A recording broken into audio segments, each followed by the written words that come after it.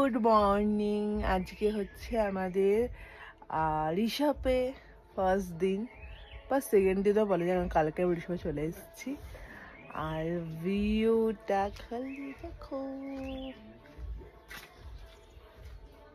সকাল সকাল রুমেই চলে এলো গরমা গরম চা, আর এই ওয়েদারের সঙ্গে এক কাপ চা বা কফি যে কি দারুণ লাগে। তোমরা যারা এরকম ধরনের ফিল আগে নিয়েছো তারাই জানবে। চলো তোমাদের সঙ্গে শেয়ার করি ওদের কিচেন কাম ডাইনিং প্লেসটা, যেখানে এখন আমরা এসেছি ব্রেকফাস্ট করতে।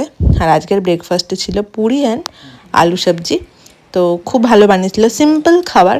পাহাড়ের খাবার খুব সিম্পল হয় কিন্তু খুব টেস্টি হয়।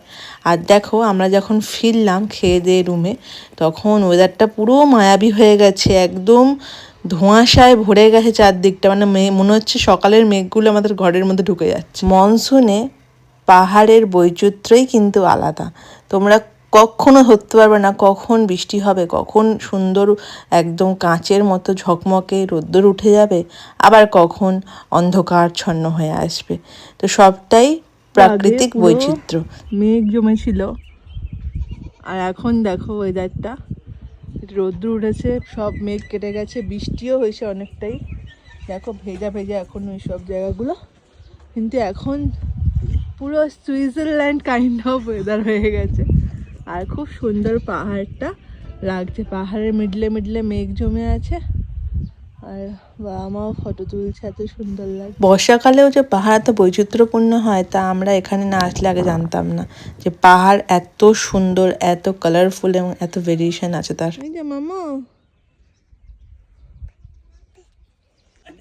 এই এটা আমাদের গার্ড, রক্ষক। নাম লেলোয়া। এই না, ওর নাম গোল্ডি, ও গোল্ডেন কালারের নাম গোল্ডি।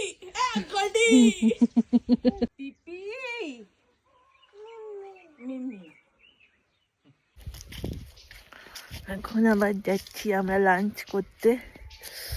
আবার এখন ঠান্ডাটা খুব বেড়ে গেছে।